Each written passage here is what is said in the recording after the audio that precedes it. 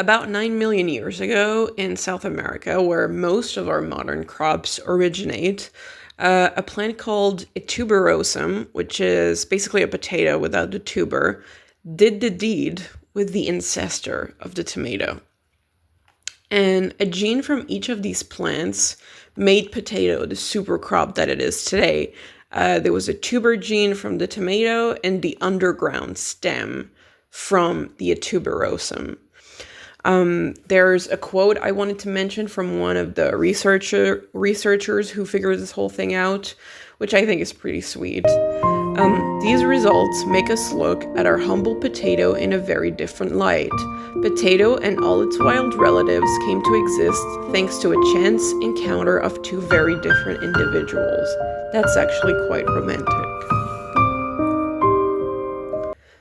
So, in this second chapter, as a visual support, we'll use me excavating a potato, excavating tiny potatoes that I grew on my balcony.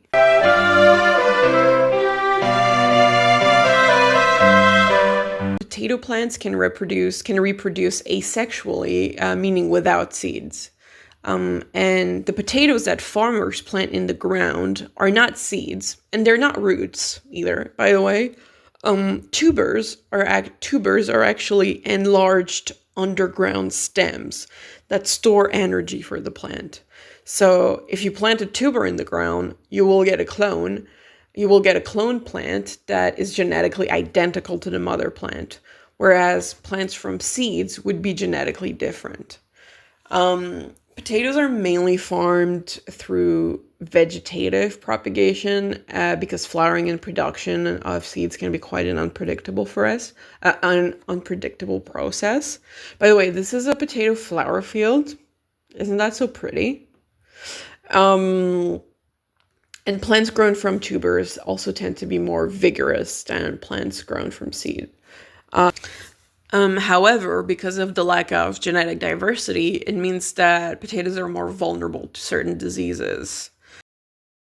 And finally, I was just curious as to what were the biggest, potato news. So I would like to share what I've come across. With North Carolina Potato Festival returns with potato-themed fun. Along with endless potato-oriented activities, the festival will feature live music, an auto and bike show, and shopping at various vendors.